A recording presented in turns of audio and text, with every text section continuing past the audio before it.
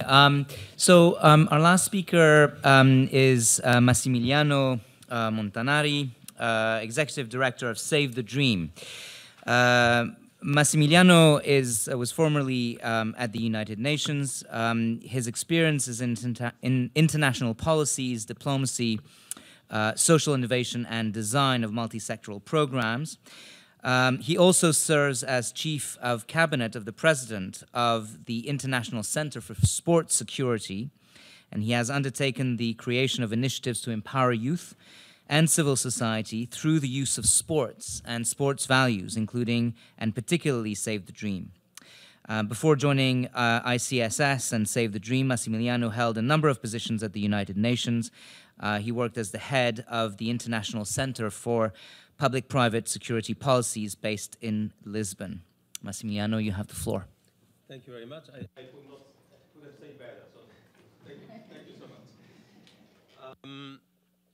Yes, I mean, now I'm here representing Save the Dream. Save the Dream is it's an international NGO based in Doha, in Qatar, that has been established now almost 7 years ago, with the aim of promoting a safe access to sport, to youth, to sport and to all its social and educational values. And most importantly, Save the Dream has developed as a movement, as a global movement of people, including athletes and organizations who believes in the power of sport and in the power of the values of sport to build more inclusive and more fair societies.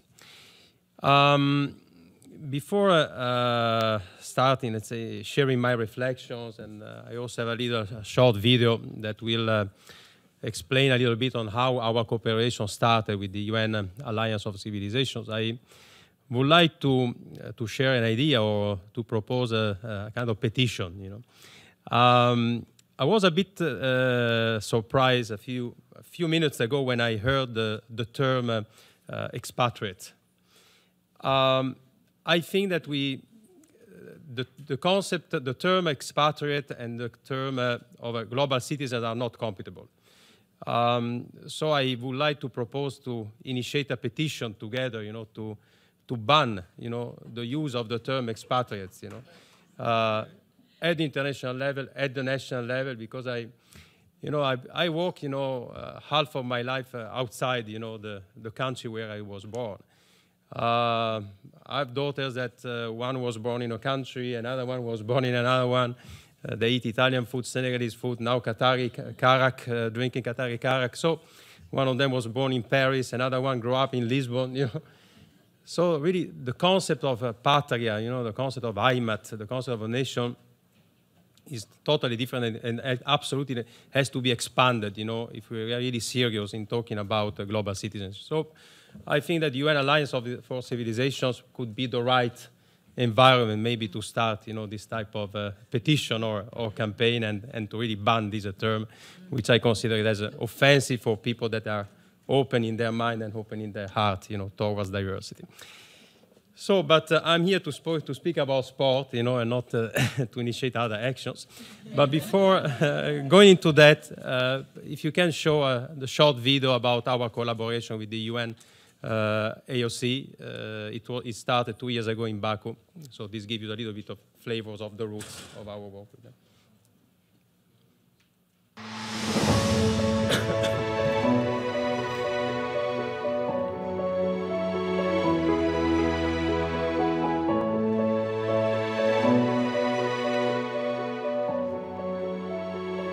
Sport can be a diversion. Sport can be a hobby. And for a fortunate few, sport can change the world. These are not my words. These are sensible words of an exceptional man, one who loved sport and knew the force it has to transform society. Nelson Mandela. With Save the Dream, we have tried to implement projects to build more inclusive and more fair societies. The Alliance of Civilization speaks of the role of sport. It has much to do with the issue of values. It has to do with the types of values that one can develop by pursuing sports. This breakout session is a first joint activity of Save the Dream, whom activities you've seen with the United Nations Alliance of Civilizations under the Memorandum of Understanding.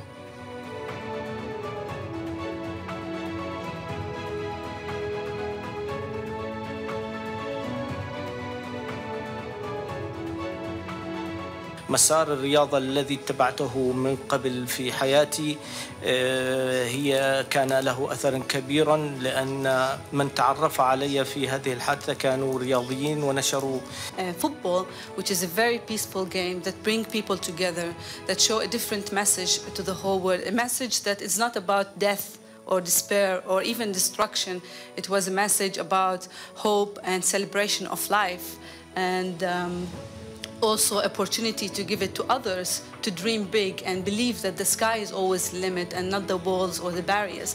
El fútbol en sí mismo tiene una cantidad de valores que los jóvenes aprecian. If I would have a daughter, I will give her a chance to play. And it's her choice to decide whether she should continue playing football on a professional level or amateur or not. We want to build bridges. We don't want to build walls. I think the most important to show to the governments the impact of sport on local society.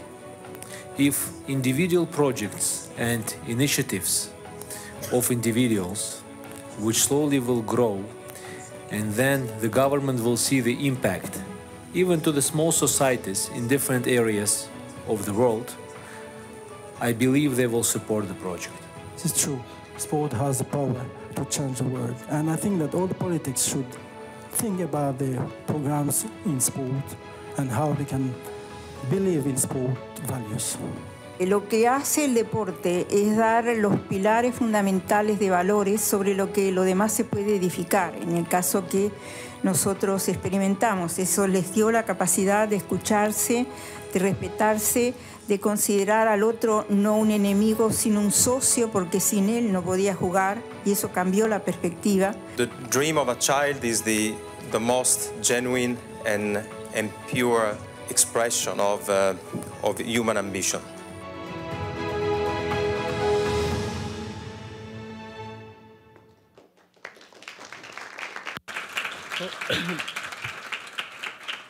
I think that the relation between sport and higher values, it's historical. At the time of the ancient Greece, in preparation of the Olympic Games, countries, the parties in conflict, they used to suspend conflicts in order to allow athletes to participate in Olympic Games. So the association between the sport and the common good, like peace, like dialogue, is something that has very, let's say, deep roots in the history. And indeed, there have been moments in the history in which sport has spoken more than 1,000 words. Jesse Owens winning medals, in the Olympic Games in Berlin in front of Adolf Hitler, and winning actually thanks to the advice and the help of a German athlete, because Jesse Owens was about to be disqualified. But also in Rome, in the Olympic Games in the 1960, having the two Germanys marching together, or more recently, the two Koreas marching together. So certainly, sport has played and continues to play a very important role in the history of the relation between civilizations and the dialogue between civilizations. Also, the participation of people from many countries all around the world in Olympic Games, in football World Cups, as actually neutral area, as free zones. These also show how actually the relation is strong between the concept of global citizens and the concept of sport and major sporting events. But also you can find millions of people all around the world maybe supporting or cheering for a team from another country. Teams like Barcelona, Real Madrid, like Juventus, they have supporters from all around the world. So these are no more, let's say, teams which are linked to a specific city or to a specific country. The sport can have a very strong influence. The practice of sport can have a very strong influence on the mindset, on the mentality and the education of youth, and can provide, let's say, global citizens with very important tools to achieve their objectives and their goals. it's very difficult, according to me, to separate the concept of global citizenships and the achievement of the Sustainable Development Goals. I think a real global citizen is naturally, let's say, is naturally inspired by the goals and naturally, let's say, voted, to achieve those goals. So, if you learn from sport, you learn on how, let's say, to work and to fight for the values and the objectives that you want to achieve. Because if you are a good sport person, you know that you want to success. Nobody's playing to, of course, people that they enjoy participating in sport in any case. But when you practice sport, when you play, you want to win. Nobody's going to play a match of any sport with the idea, I'm going to lose, I want to lose, or I will be happy with a 0-0. This doesn't work, So sport actually is preparing us with the right mentality. At the same time, sport is preparing us to fail, because whether you win, whether you learn something new. So, but that's something that is inspiring for youth and is preparing them, is helping them in the course of their life. At the same time, sport is instilling us an important notion regarding the time factor, because you have a certain time, to achieve your goal. So the same thing is with the Sustainable Development Goals. Whether you achieve them within a certain period of time, whether you don't achieve them. Let's think about like environmental protection and climate change. Whether we win, whether, I'm sorry to say, but whether we die. Touch wood, whatever you have available, But there is no choice, and there is a limited time. A few days ago, I saw a city, in my country, in Venice, under the water, So it's real. So sport is teaching us, the time factor. And at the same time, as you might also heard in the video, sport is teaching us to respect our opponent. Because in sport, you need an opponent. The opponent is not your enemy. You need him. You need her. Otherwise, you will have to play alone. Okay, you like tennis, you can play against the wall, but but the wall will always succeed. So I think sport is a unique school of life to prepare and to educate global citizens.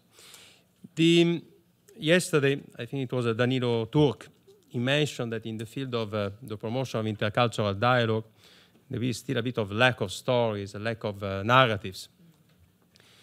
I have to say I partially agree on that statement, because actually in the field of sport we have a lot of stories, a lot of very successful stories at all levels regarding interstate relations, regarding infra-community or inter-community relations. So actually the story and the history is rich, is very full of successful stories of friendship and dialogue through sport. Our organization has tried to put into practice these concepts. Today, during the closing session, the High Representative will launch a new project that we will be implementing together in the next 2 years. So alongside the UN Alliance of Civilization, but also in collaboration with the International Olympic Truth Center and other organizations such as National Olympic Committees, universities like the Sorbonne Universities and many others, we will initiate a project to educate and to train young volunteers to be deployed in international sporting events, but also to be deployed in sport for peace and development projects.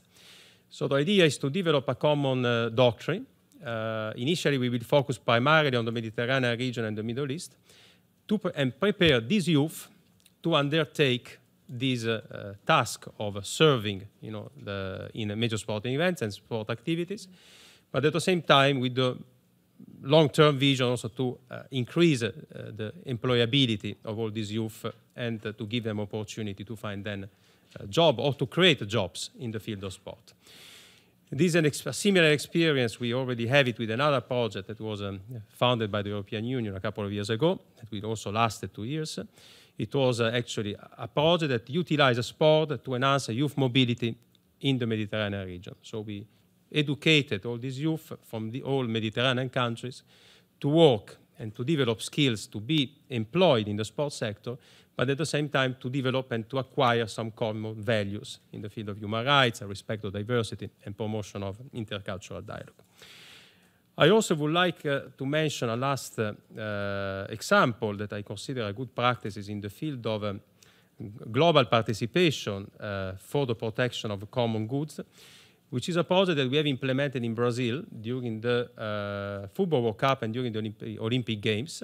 That was a project implemented in collaboration with UNICEF and with the Secretary of Human Rights of Brazil. So we have developed an application that was then utilized and hosted by the government of Brazil. The application was created to protect the safety and the security of children during the games. So basically we have engaged global citizens, so people coming from all around the world to attend the matches. But we have also engaged, obviously, the local population and encouraged them to report cases that could jeopardize the security of children during the events. Therefore, cases of labor exploitation, sexual exploitations. So this application and the campaign has been widely promoted thanks to the help of famous athletes, football players like Neymar, Del Piero, but also thanks to the help of the tourism industry. So the taxi drivers have promoted this, the hotel industry, airlines. So this resulted in, we managed to reach more than 200 million people thanks to the campaign. And this has resulted concretely in 5,000 reports that has been sent by people, by citizens, to the law enforcement authorities asking for an intervention for the sake of protecting the life or the innocence of children during the game. So that's, I think, it's also a good example of how, let's say, a global citizen can contribute, to the protection of a common good. In this case, we are talking about the childhood. Thank you so much for your attention. Thank you.